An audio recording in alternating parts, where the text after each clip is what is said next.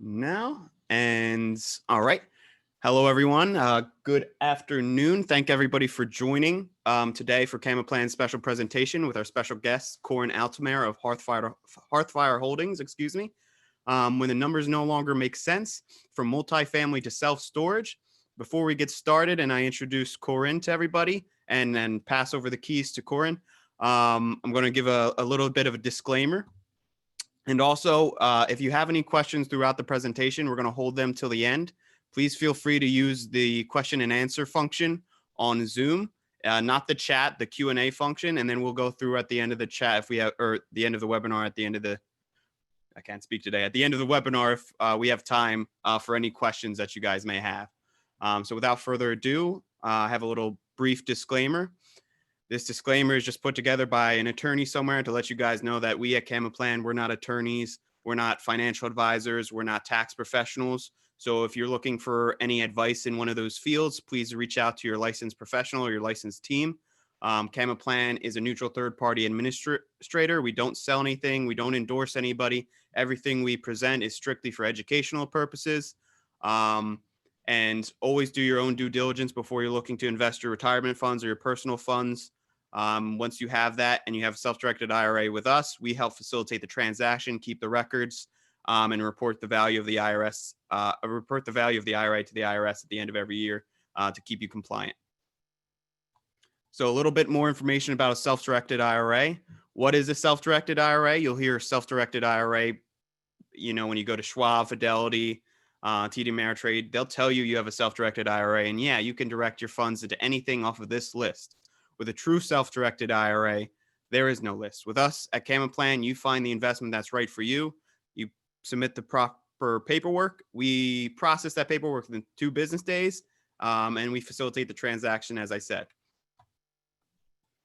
Some of the investments that our clients invest in every day are real estate, precious metals, notes and mortgages, secured, unsecured notes, all that good stuff, private placements. But you're not limited to those. There are other investments like tax liens. I've heard crazy stuff. People even have bought sheep with their IRA and sold the wool for a profit. Pretty much as long as you keep it not a prohibited transaction, we can help facilitate that transaction for you. Now, self-directed is just an adjective. All of our accounts at CamaPlan are self-directed. So some of the plans that we offer that you can self-direct are, your tax-deferred accounts, your traditional IRA, SEP IRA, simple IRAs, solo 401ks, and then you have your post-tax accounts such as the Roth IRA. The health savings account is the only one of its type where it's actually tax-deferred going in. And if it's coming out for a qualified medical expense on the back end, that's also tax-free. So very interesting account that can also be self-directed at CamaPlan. So here's my contact information. If I didn't say it already, I'm William Mucker. I'm a client executive here at CamaPlan. You can reach me at wmucker@camaplan.com or info@camaplan.com. You can also give us a call at our toll-free number. If you're interested in starting a self-directed IRA, whether you currently have one with us now or you don't, and you decide to open one before Sunday, feel free to email me and we'll go ahead and waive that $50 application fee. Just email me, let me know that you've opened your account. Or if you need any help opening the account, I'll be glad to help you. And I'll make sure that $50 application fee is waived. And without further ado, I'll stop talking, but I'll pass it over to Corinn. She's a former musician turned real estate investor. She walked in, she started with a triplex in Philadelphia. And then through her experiences, she started Hearthfire Holdings. And I'll pass it over to you now, Corinn, and you can share your screen. Sounds good. Thank you very much. I'm also going to pop my face up on screen so you all can see me. I feel that helps present things and just add a little bit more of a personal touch. So here I am. Nice to see you all. Thank you for being here today. Let me get my presenting going here. And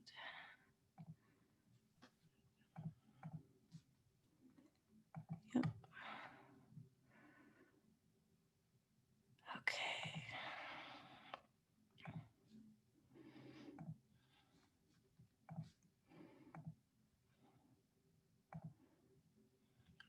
There we are. All right. So before I thank you all for being here. And first and foremost, really appreciate you all taking the time to join from wherever you are in the world. I hope you are safe and healthy, most importantly. I'm going to be talking about today how our company decided to pivot from multifamily into self-storage. And going even further into my backstory as far as how I went from music into multifamily, that's a whole other session. So before I go any further, I do just want to say that I am here purely to share my story with you. As I'm going through the story, you will hear me reference past projects and current projects because I am on the operations side of things. For me as a presenter, it helps for me to ground the theory and the concepts in actuals. So I will talk about some of our actual experiences. By none of that do I want for you to infer that I am attempting to sell or pitch you anything. I'm here really just to share my story and my experience, and I hope it provides some value to you. Our offerings as syndicators, our offerings are 506B, meaning they are open to accredited and sophisticated investors. By that designation, we are not allowed to publicly advertise our offerings. So in no way is anything that I'm talking about today to be construed as an offering. Because of how and where we started and who we started with, for us, it's very important that we keep our offerings open to investors who might not otherwise qualify or do not meet the status or the definition of accredited investor. So that's a guiding light for us, is keeping our offerings open to folks who are sophisticated only.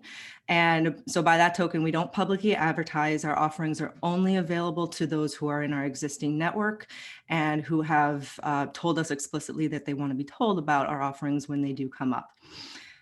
Hopefully that's clear enough. And let me jump into our content for today.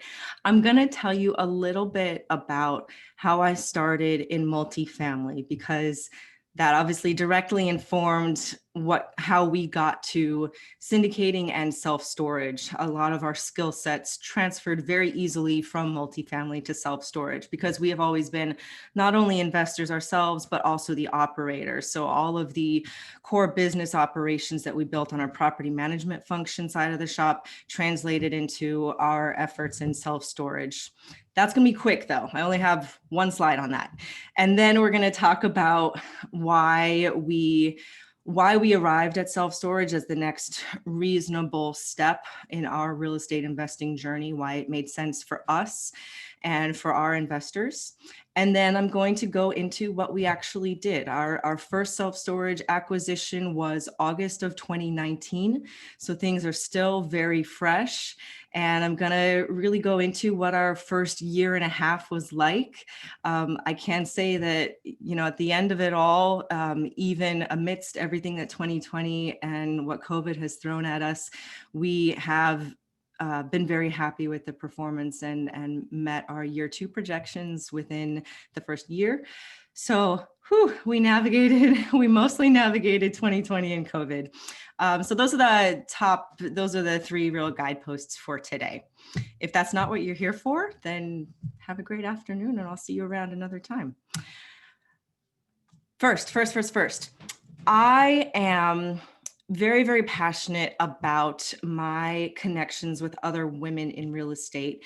So if you are a woman in real estate investing, or if you know anyone in your immediate circle or your communities who is looking to get into real estate investing, I had the absolute honor of contributing to this book. It's available on Amazon, The Only Woman in the Room. As one of 19 other women, we each wrote a chapter about our experiences in real estate. My chapter is on self-storage. The other chapters are all on different facets of real estate investing. And so I just really wanted to give a shout out to this effort. It was truly a labor of love by Ashley Wilson, pulling us all together to make this happen. I am offering, and to my CamaPlan hosts, I hope this isn't too much of a wrinkle and that we can figure out logistics on the back end, but I am offering 3 free copies to any of our attendees today. I guess we'll just have to figure out on the back end how we want to work that out. Sorry for throwing that at you last minute. I should have mentioned that before. But as I was pulling together the presentation, I really wanted to highlight this and recognize and anything that I can do to encourage or support other women in real estate is something that I'm very passionate about. Leave that. Okay, so here we are. This is me and my husband and business partner, Sergio. We started in 2012 when we were just dating, and I was hunting for my first real estate investment, and all of our date nights were walking through properties and finding what ended up being the first one, and going from there and jumping really both feet into real estate investment and property management. So we started with one triplex in the Francisville neighborhood of Philadelphia, if you're familiar with the city at all, just above the Art Museum District. And up until that point, our backgrounds and where we met actually was working at our W-2 jobs for the Federal Reserve Bank of Philadelphia. We were both in the IT department there, myself as a project manager, and Sergio was many, many, many layers up, and actually working very closely with our upper executive management on IT projects for the entire Federal Reserve system, not just the Bank of Philly. So that's a little bit about our background. You'll see the banner on the bottom of this slide here. Because of our backgrounds in technology and management, we brought that focus to our business operations from day one, even of the first triplex. We had no interest in being that landlord knocking on the door and collecting paper checks. So we implemented scalable systems from day one. And so you can see some of our logos of some of our systems that we're still using now that really allowed us to also scale our company and our operations while we were still working full time and traveling a fair bit for work and bearing those pretty hefty responsibilities that we each had in our day jobs. So one slide on multifamily residential real estate. Here is essentially 10 years in 2 minutes of a slide. So what we did was we implemented all of those systems that I quickly referenced on the slide above. What we learned quickly is that that the journey in real estate and investing and building wealth is so much more enjoyable when we're able to share it. And so what we did is we purchased our first 2 ourselves personally, and we had developed a relationship with a developer by that point as we were hunting for more properties who had a strong pipeline of projects. So what we did is we gathered together our family, some of our closest friends, and started syndicating the next few purchases. And for all of those syndications, they were each held by a unique LLC, with our company serving as the GP and then our friends and family serving as the limited partners.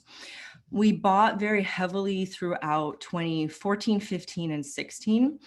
And then as the developer's pipeline, we started noticing the prices rising. Anyone that's in or familiar with the Philadelphia market, it's been on quite a tear, especially since 2012. And so as we continued to evaluate making further purchases, the numbers simply stopped making sense, because not only are we serving as GPs in these syndications, we also come in as limited partners personally, because for us, we feel it's very important that our limited partner investors know that we are in the syndication at the same level that they are. And so the numbers didn't make sense for us either. And so as we continued to survey the landscape and see what our next possible options could be. We wanted to stay local. We didn't want to go out of state because we serve as a hands-on management team. We didn't have the network at that point in time where we had people that we felt we could trust to outsource to be the boots on the ground. We probably do now if we decided to go that route, but as you'll hear, we're very happy in self-storage and what we're doing with self-storage locally. So instead of sacrificing investor returns and taking on more deals that made less and less sense, we decided to look into other asset classes, and that is how we came across self-storage. At the end of the day, from our multifamily and our property management functions now, we currently have a little over 20 million under management. That's a little over 100 units that span multifamily, single family, and some mixed use commercial. In and around Philly, it's very common to have commercial first floor and then residential above. So we have a few properties that are configured that way. And then of course, our self-storage facility. So here we are. This is our acquisition from 2019. I always like sharing actual pictures of properties that I know and love rather than using stock photos. So here is one of our actual buildings. We started our research into self-storage in 2016. And so here are some of the high-level data points about the industry that caught our attention. I'm sure it'll catch yours too if you're not familiar with some of these metrics already, because I know self-storage has become such a hot topic lately. So in 2016, where we were poised at the very top of an economic cycle, we were looking for something that was recession resistant. We were, the fact that self-storage provides a need through all these life phases that most of us go through at one point or another, whether it's downsizing or divorce or dislocation, and then ultimately death. Not the lightest of topics, but it's a fact, and it is something that self-storage does provide for through all of those life transitions that most and ultimately all of us will navigate at some point or another. Also, the fact that self-storage has a very diverse tenant base. Not only does it provide space for your stereotypical hoarder who maybe needs an extra garage space or three. It also provides for commercial clients. So particularly now, maybe small business owners or operators, if they don't necessarily need to have a storefront, but they need somewhere to warehouse inventory as it's being stocked between acquisition from manufacturing and warehouse distribution to getting to the customer's front door. And then serving both local and remote. Our facility, we have a very strong local base, and we also have snowbirds that come through the area and they'll park their RV for 6 months and then be gone down to Florida for the winter time and then back. So serving all those different facets of the market, from personal to professional, near and far. So some of these graphs, I believe this bottom left actually might be, I'm pretty sure I originally saw it from Paul Moore and Wellings Capital. So I want to make sure that I give him a shout out, because he was definitely one of the major leaders in the space when we first started educating ourselves. I know we looked to his content a fair bit. Also zeroing in on, so the bottom left chart is showing the growth of NOI across different property types. So the two that are spiking highest to the top right are going to be manufactured housing on the very, very top, and then self-storage is the black line just beneath it. From 2000 to 2015, this is showing the growth of NOI across these asset classes. And so you have manufactured housing, self-storage, apartments, industrial, malls, office, and retail. In the center of our slide here, zeroing in on our last recession, this was something that we were very keen on as well, anticipating a dip. Now, again, I'm talking about where we were back in 2016. So anticipating an upcoming dip, looking all the way back to the last Great Recession and seeing how different industries weathered the 2007 to 2009, really, really deepest dip of that point, and seeing everything is very negative here, but relative to the others, relative to the negative 18% for industrial, or negative 19% for mortgage, or negative 22% for the S&P, self-storage at a negative 3.8. We're very comfortable with that from a high level, first starting to look at the industry. And then this chart on the top right here, 94 to 2019, average return by property sectors, pretty self-explanatory there. Some other again, this is our first look into, as we were familiarizing ourselves with self-storage, the industry data, the fact that coming from multifamily to self-storage, the lesser CapEx expenses, comparing the need for self-storage to only maintain asphalt, sheet metal roofs, metal rolling doors, maybe some gates, fencing and lighting, versus everything that comes into play when you're dealing with multifamily and homes, plumbing, heating, air conditioning, the whole 9 yards there. The lower operation and maintenance costs, the lower expense ratios, and the break-even occupancies. All of these for us were really eye-opening, coming from and working as hard as we did in multifamily to see that there might be opportunity in self-storage to maximize our returns while as managers potentially doing less work. That sounded like a win-win-win for me. And then also the utilization rate, the fact that people do still, that there is still very strong demand for self-storage across our generations and across regions. Nationally, 10% of Americans use storage space, and 40% of those stay at least 2 years, as you can see from this most recent graph from Extra Space. This was as of March of 2020, so still relatively recent. Getting back to, again, the simple management. I love this, because I was hands-on, boots on the ground for our management operations, doing leasing, coordinating maintenance, all of that. So the fact that I could go from a turnover of a 3-bedroom, 2-bath house and coordinating all the contractors and repairs that would require when we're looking at residential tenant turnovers, to within self-storage, all we have to do is make sure that the stuff is moved out, maybe give it a sweep down, and then it's back on the market that day. Also, the governing laws for self-storage operations are less stringent than navigating tenant landlord laws. So when you do get in a situation where you have a tenant who decides to stop paying or becomes a little bit of a headache, it's much simpler to navigate from the gate lock, overlock, denying them access to their belongings until they pay up, or if they ultimately do not pay up, then holding an auction, collecting as much as we possibly can to recoup upon our costs incurred, and then freeing up the space and getting a paying tenant move in. There is also, within self-storage, the opportunity to implement a lot of technology. Excuse me. Because the market is still so highly fragmented and operated by either individual or independent, or what are sometimes referred to as mom and pop operators, technology adoption is still lagging behind what we see in multifamily, or in really the rest of our lives, right? Our target acquisition that we purchased in 2019, actually, the operator was second generation family operating it.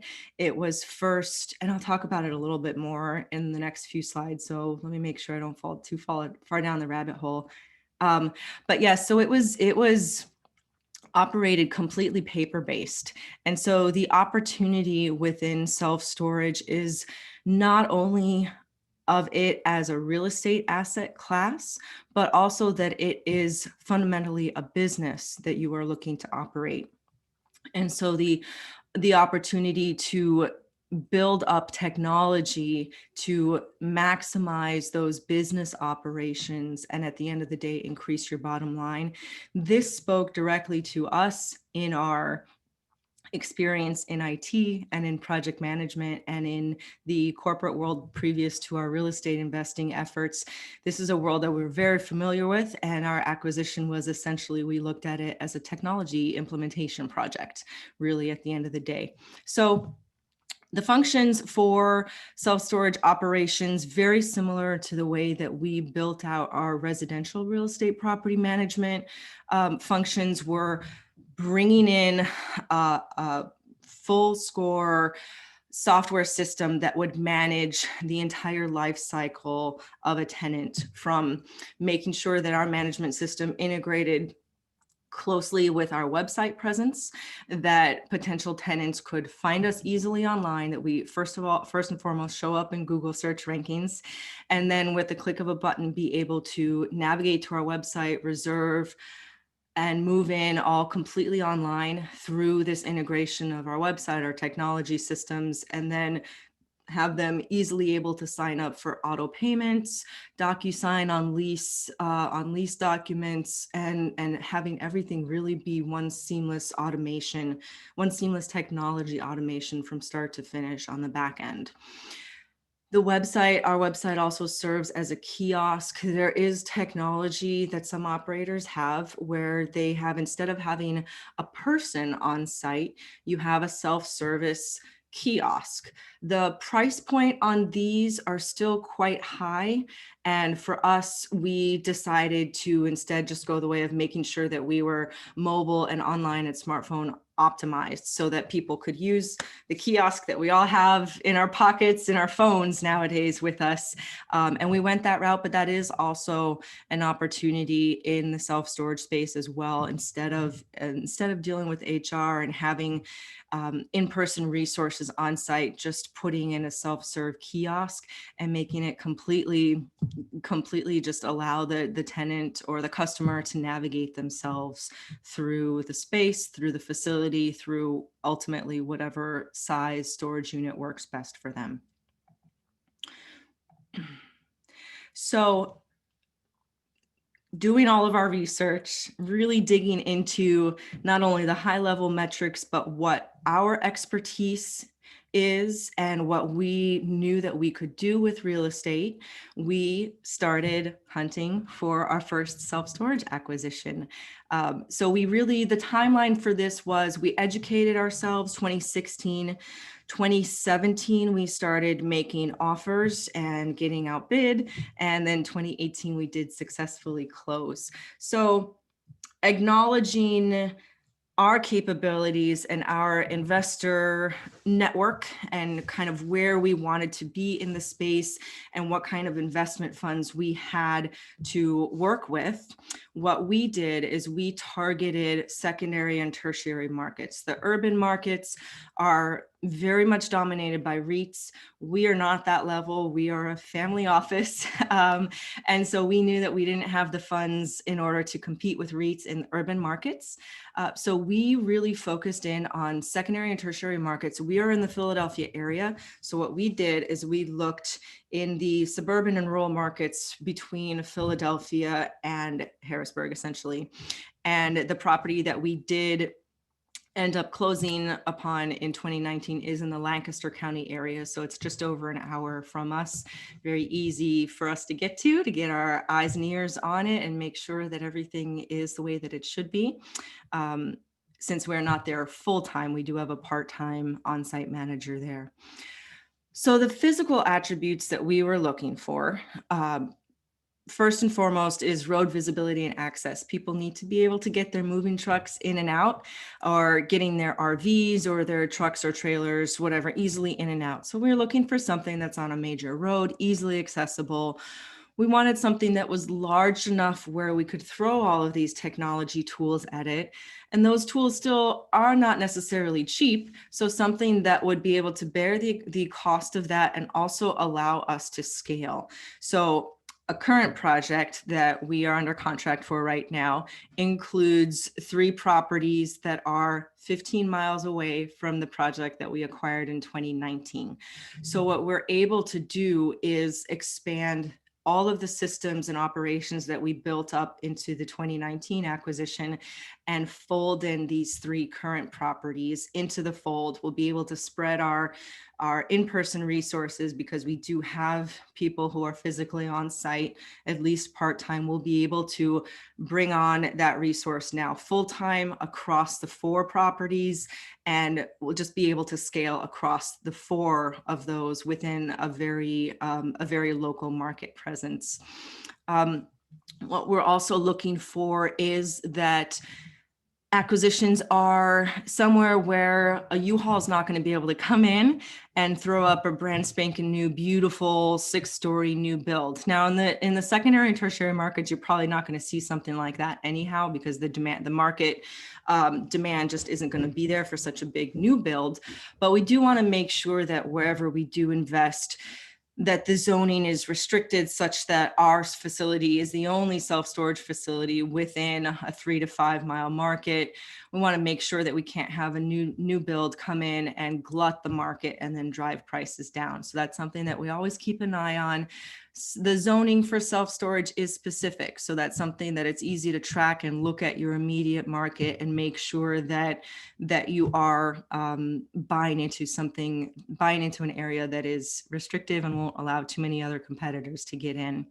We're also, of course, going to look at market demand and make sure that we're not buying into anywhere that's oversupplied with self-storage, which, as you can see from the graph on the right there, construction spend in self-storage has been on a very sharp rise. Now, in some senses, COVID and everything that has happened this year to shut down our economy has shed a positive light on this, because it has staunchly slowed down some of that oversupply, overdevelopment, very overheated construction. So for investors such as myself, where we are looking to acquire existing facilities, we're not looking for land to build new, we're looking to acquire existing, maximize the business operations and drive value that way.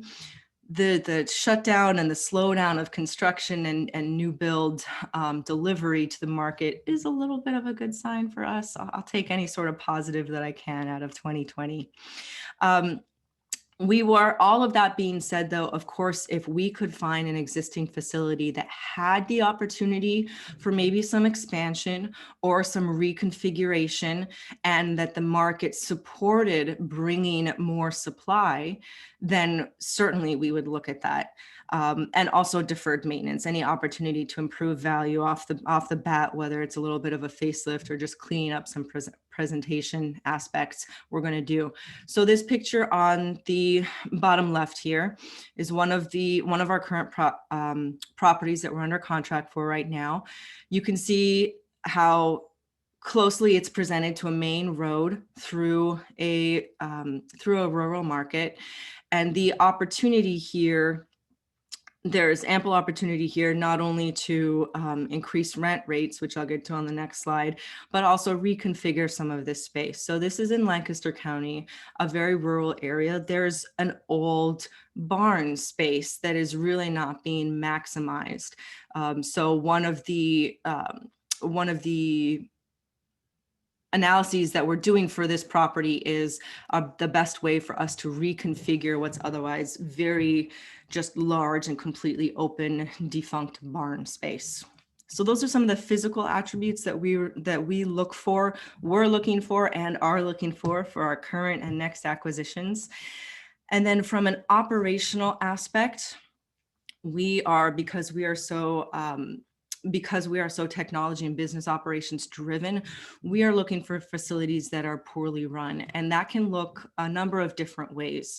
For us, we're looking for low or no online presence, either poor marketing or non-existent marketing, poor management, as we could see it through either high vacancy rates or below market rents. And we'll find many of these things more from the independent mom and pop owner operators, right? So you'll see on this screen on this image to the right of the screen, and this was from global self-storage presentation in August of 2020. And I thought it was a really great graphic. So I wanted to incorporate it today as well, because it very clearly shows how even the heaviest hitters in this space are still less than 20% of the market share in self-storage, with 81% of properties being not the big REITs, being independent operators or the private equity firms. And then the picture on the left, this is from one of the properties that we're under contract for. This is their signage. This is their front face to the main street. Certainly leaves a few things to be desired. So these are some of the mix of physical and operational attributes that we are looking for. Now, again, this is us acknowledging where we are strong, where we know we can provide value, and what we excel in. So this is what these are some of our criteria. From there, once we find properties that meet these criterias, the way to determine the value of the properties, again, different from residential and multifamily real estate, the value of the property and of the business come from the business revenue, not from comps. You're not limited by what the self-storage facility down the street sold for a year or so ago.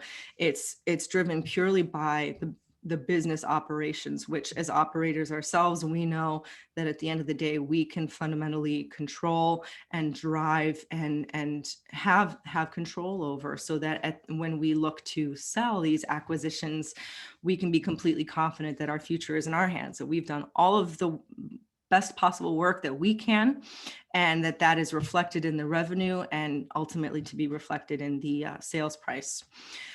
There's also this difference of physical versus economic occupancy. If these are new terms for you, very, very quick, high level, dirty definition. If you have 100 units, 80% at full price, you're at physical and economic occupancy. What happens often though, is since we're dealing with such a high number of units, say we rent some out at a 2-for-1 discount. Say we have 10 rented out at a 2-for-1 discount.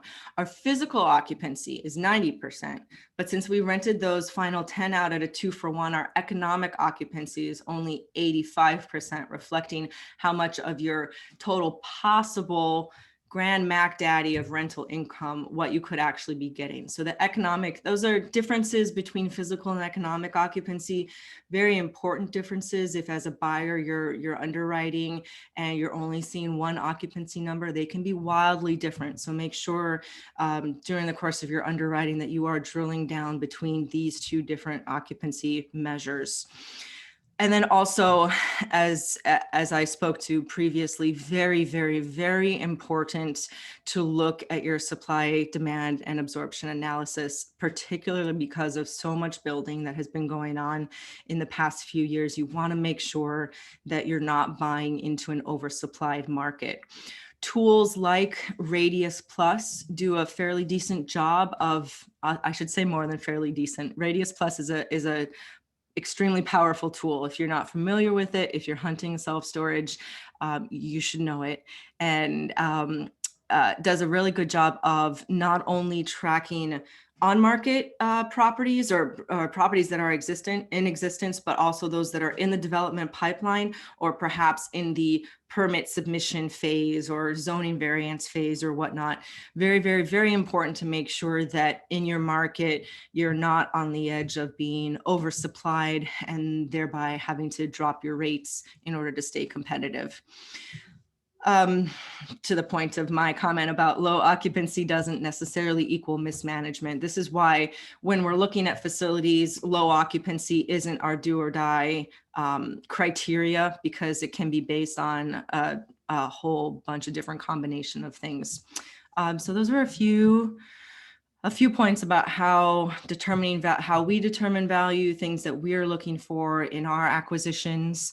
And from here, we're going to go into a little bit more actuals about this facility in 2019. So again, here's the front building is the 2-story red brick. And then the rear of the property is standard 1-floor drive-up storage units. This facility was originally a potato distributing warehouse. It's directly along some train lines. And so the trains would come in, hearkening back to the deep agricultural roots that are out in Lancaster County. The train lines would roll right up to the front building, dump off their potatoes, and then they'd get distributed out from there. In the mid 80s, it was converted by this father-son team into self-storage. And when we acquired it, it was still being operated by the son, now grown, and his wife. And it was being operated completely paper-based. He had beautiful, beautiful handwritten ledgers. He had a website that he didn't know how to get to himself, and everybody just called on the phone or popped in. And so there was a little bit of a local coffee house sort of vibe where the locals would come in, chit chat with the operator, get caught up on the neighborhood news, maybe check in on their belongings in the storage units, and then go about their days. So it was perfect for us because it presented all of the opportunities that we were looking for to implement technology operations. We implemented SiteLink, which is a full-scale self-storage operations management platform. We automated everything from tenants finding us, moving in, and managing their accounts, making it as easy as pie for them to set up their accounts on auto pay, integrating also texting and email was a big step because everything was paper-based. So collecting all of that data for our 250 storage clients, and then our 50 parking clients, getting all of their information, getting them a little bit moved up and into current times with email and text notifications, building out our website and making sure that that spoke directly into our SiteLink, and allowing for that full seamless operations on the back end. This facility also has a gate around the rear, and it had a gate keypad, but you had to manually go up to the keypad to establish the code.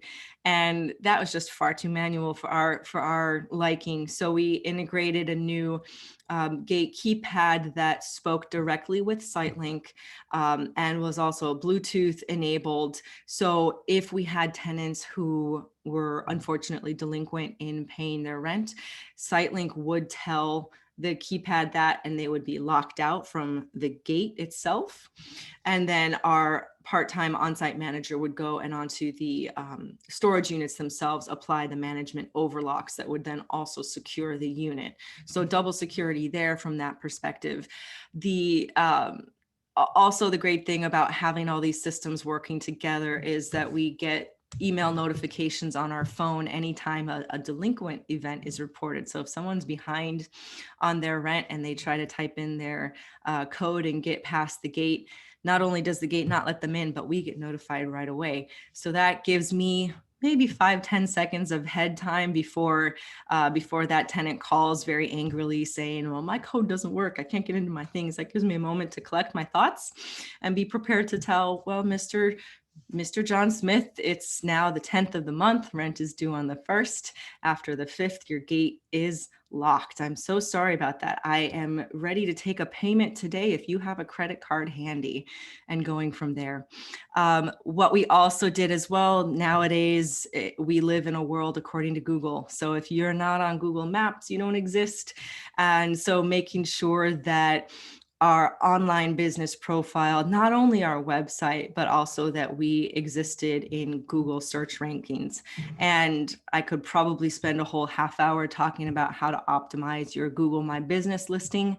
That's not the focus of our session today, but that was a big part of our lift from the technology and business operations side of things. All of that, by implementing all of that within the first year, we were able to drive our occupancy from our economic occupancy, because our physical occupancy was high, but the economic occupancy was at 67%. Within the first year, we were able to get to 78%. And that's also taking into account the fact that we adjusted our rent rates higher. So every time that we adjusted our street rent rates higher, that drove our economic occupancy down, because the percentage of where we were compared to where we could be obviously widened.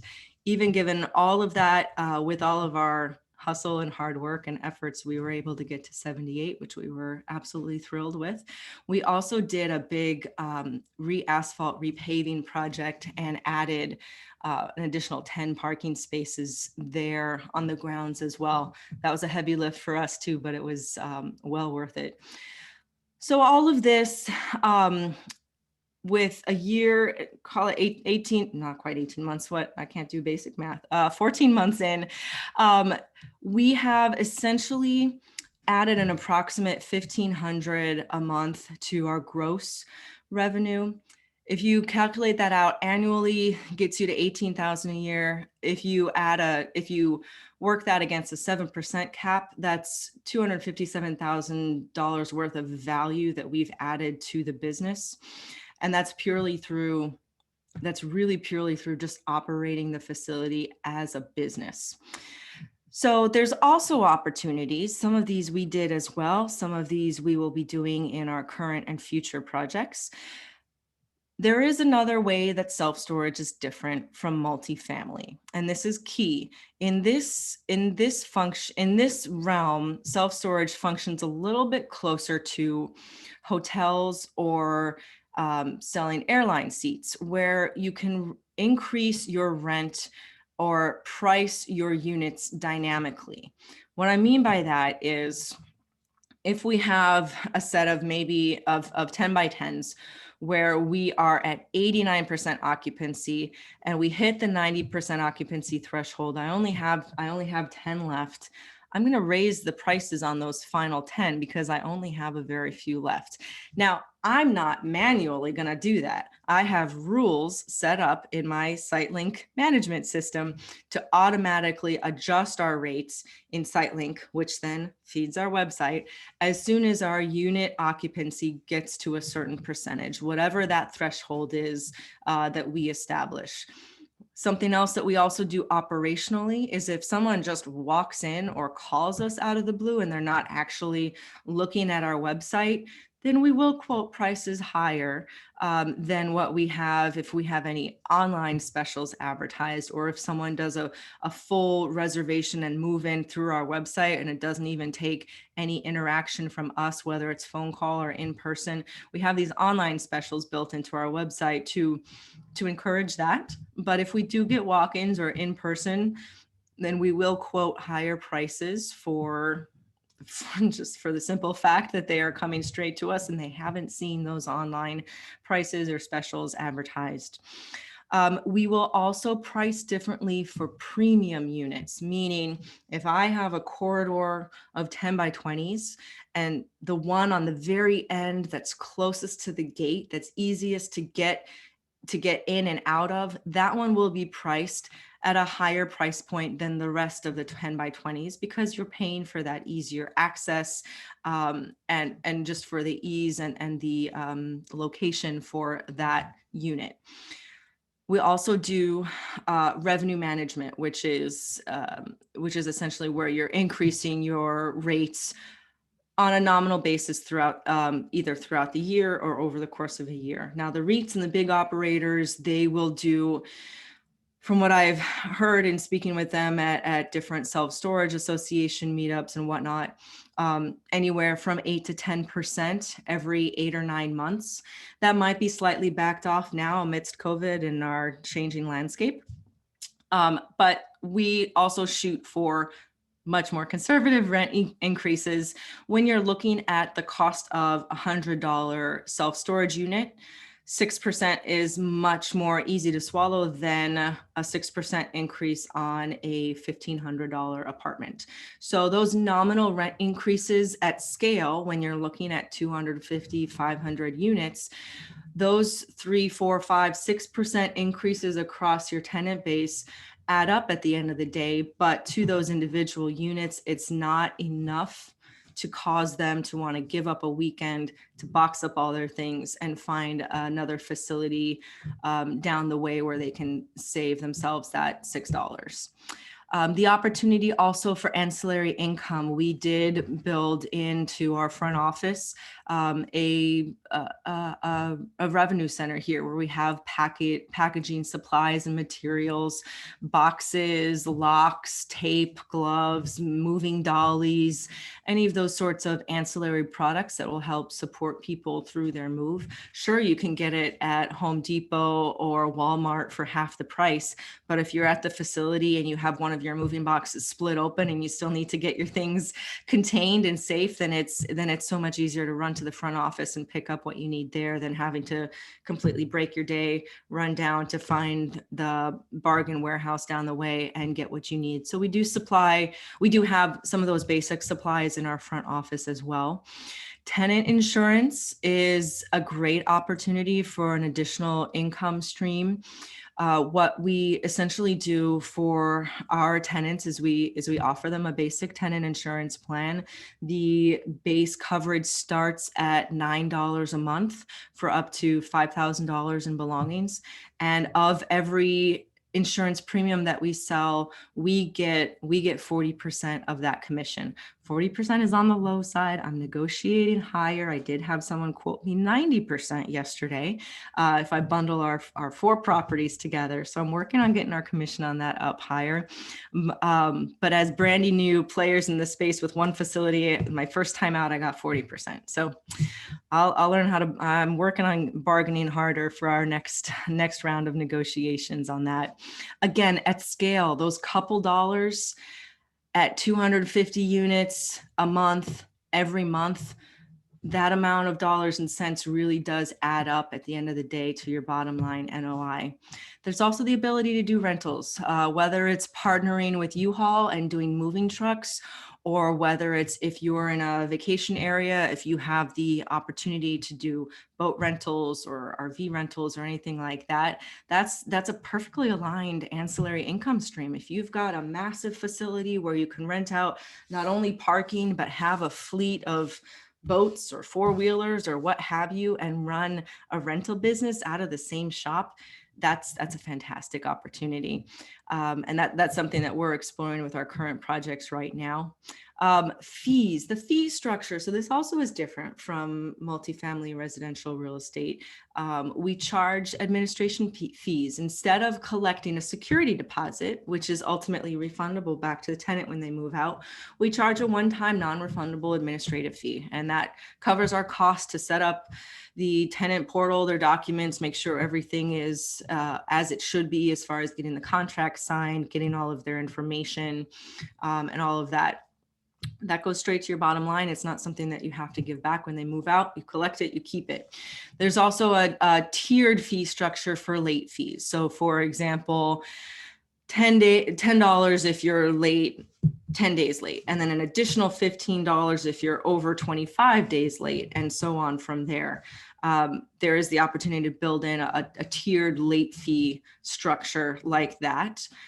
There is also, when you get to the point of delinquent tenants, we start charging for overlocking, for cutting the lock, for arranging the auction, for advertising that unit for sale. And the reason why you want to add all of those charges to the delinquent tenant ledger is that by law, at least by Pennsylvania law, each state is different, you can only collect on the auction up to what you are due and owed on that account. So if I have an account that's delinquent $500 and I take pictures and whatever it seems to be is in there ends up going to auction and selling for $5,000, I legally can only keep $500. And then the balance of that $4,500, I have to make efforts to return to the owner of the storage unit. So we want to be sure, especially when you're dealing with delinquent accounts, that you are tracking and accounting for all of your efforts that that would contribute to the funds that are due to you at the end of that auction. Hope that makes sense. I think I covered everything on this slide. So then the next steps for us, at least, are what is our exit strategy? We started our journey in real estate thinking that we would be long-term buy and hold multifamily real estate investors. And We learned as we grew and expanded our knowledge in the investing space and opportunities, we adjusted our strategy. And so we were completely comfortable with selling off our syndications. Oh, I should have added way back in the beginning. We sold off our syndications and delivered to ourselves and our individual and our limited investors 23 and 24% IRR on hold periods that averaged 3.5 years. And so at the end of the day, for us, it made more sense to buy, optimize the operation, sell at the very height and get the best possible top dollar that we could for those investments, recoup all those gains and consolidate them into a larger project. And so we are replicating that strategy here in self-storage. So our plan is 5 to at the most a 7-year business hold, operating, improving, and then finding, ideally finding a larger either private equity firm or a REIT, either portfolio sale or direct sale. But our target really is, particularly with these 4 now that are within the same market, bundling those together within the next 5 years and selling to a larger investing firm, and then rinsing and repeating. So that is, oh, I did want to include some updates. Yes, because I think we live in such tenuous times right now. So keeping a pulse on the news. So if you're following self-storage investing at all, you heard that that Bill Gates now is in self-storage, as well as Blackstone. So some very big heavy hitters that are sending significant funds into some of the larger operators, Storage Mart here, and Simply Storage. We're out either last week or early this week. Argus is a pretty major broker in the space, and they do a really good job of sending out quarterly market reports. So their most recent one highlights that they're seeing debt providers who are quoting and actually even competing on self-storage loans. We're seeing this ourselves right now. We're shopping our current loan across 5 different providers. Some are offering interest only for up to 3 years. And it is getting too competitive. I wouldn't say that they're tripping over their feet to lend on self-storage, but it is competitive. And that is great for us as investors, as buyers, to know that we have options and a couple different routes that we can go for our financing. This also came out from Inside Self Storage earlier in November. Yardi Matrix, based on all of the data that Yardi has on the self-storage operators, they're again speaking to the oversupply and overdevelopment of the construction, new build, and new delivery. Yardi's expecting deliveries to drop off in 2020 and actually drop even further, 40% over the next 5 years. Great news for me because I'm not in the new build development space. It's balancing our market a little bit more by making sure that we're not getting oversupplied and that the current operators in existence and current facilities are not having to undercut one another. So those are a few highlights that I just wanted to, I guess, bring out and acknowledge. We've been tracking, as I've been giving self-storage webinars over the course of this year. Every kind of quarter, I try to update the headlines and see where we are at this point in time in our world. And that brings us to our final slide. I'm not sure if we have time for Q&A, but let me stop talking here and hopefully my CamaPlan hosts can take over. Yes, thank you so much for all the insight you provided today and your presentation. It was wonderful. We do have a few questions, and we have reached the 2 o'clock ending point, but we do have a lot of questions coming in. And I do want to have some of those answered if you have the time. Sure. Okay, you're muted right now, so I'm gonna start reading them, and then you can answer them whenever you're ready. Okay. Perfect. So we have one from Mark Gilbert. He said, "What are the criteria for the communities, minimum population, employment, demographics, age profile? How do you determine the demand in a specific area?" Sure. Let me find, there's my unmute button. So what we are looking for, and again, hearkening back to our philosophy of wanting to be hands-on, we are looking for something within our regional market. We're Philadelphia based. Our deal flow resource has very, very deep roots in the Northeast and Mid-Atlantic corridor. They have over 16 years of experience in self-storage and have many personal connections with the operators in the space. So as far as finding off-market deals for us, we are staying local. So our criteria as far as minimum population employment, we are looking in these suburban and rural areas that are in and around Philadelphia, Harrisburg, this Northeast corridor here. So specific numbers I'm not going to give you just because I don't have those top of my head. Numbers are Sergio's side of the shop, but I can tell you generally we are looking for underutilized business operations, right? Independent operators, where our current projects, for example, their rent rates are 40% under market. That's an easy fix for us. We introduce some management systems. We either allow the rate conscious tenants to move out, or we keep the inherited tenants and bump up the rent rates closer to market. So how do we determine the demand in an area?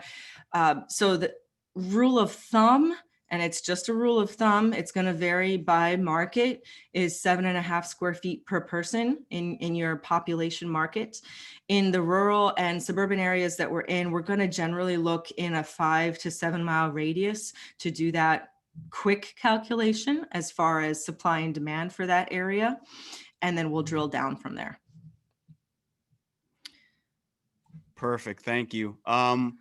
We have about three more that we can get through. I did say that we will be providing a link to the recording of this. Reach out to info@camaplan.com for more information on how to get a hold of that. Mark asks, how did you say how you funded your investments? Do you have a specific technique or vehicle you use?